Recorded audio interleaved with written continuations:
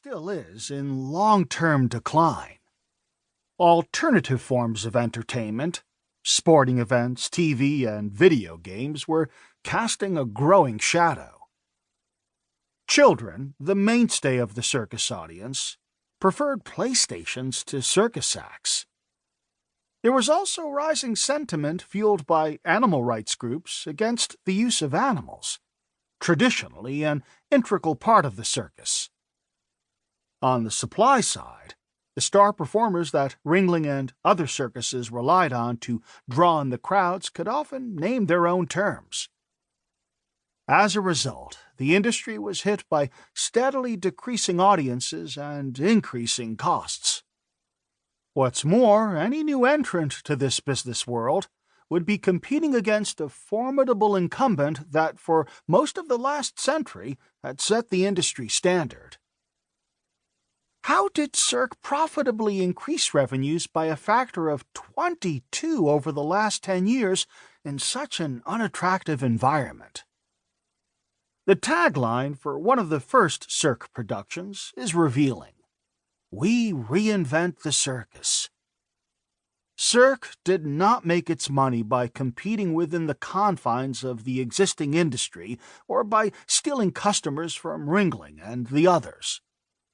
Instead, it created uncontested market space that made the competition irrelevant. It pulled in a whole new group of customers who were traditionally non-customers of the industry. Adults and corporate clients who had turned to theater, opera, or ballet and were therefore prepared to pay several times more than the price of a conventional circus ticket for an unprecedented entertainment experience. To understand the nature of Cirque's achievement, you have to realize that the business universe consists of two distinct kinds of space, which we think of as red and blue oceans. Red oceans represent all the industries in existence today, the known market space. In red oceans, industry boundaries are defined and accepted, and the competitive rules of the game are well understood. Here, companies try to outperform their rivals in order to grab a greater share of existing demand. As the space gets more and more crowded, prospects for profits and growth are reduced. Products turn into commodities, and increasing competition turns the water bloody. Blue oceans denote all the industries not in existence today, the unknown market space, untainted by competition. In blue oceans, demand is created rather than fought over. There is ample opportunity for growth that is both profitable and rapid. There are two ways to create blue oceans. In a few cases, companies can give rise to completely new industries, as eBay did with the online auction industry.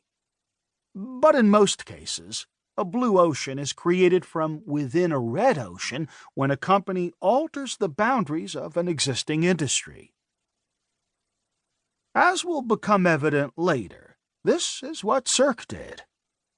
In breaking through the boundary traditionally separating circus and theater, it made a new and profitable blue ocean from within the red ocean of the circus industry. Cirque is just one of more than 150 blue ocean creations that we have studied in over 30 industries using data stretching back more than 100 years.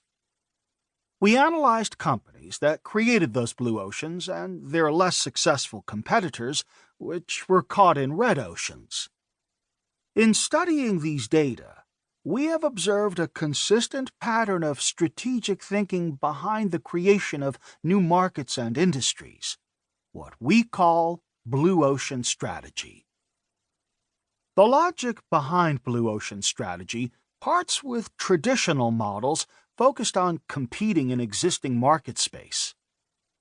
Indeed, it can be argued that managers' failure to realize the differences between red and blue ocean strategy lies behind the difficulties many companies encounter as they try to break from the competition.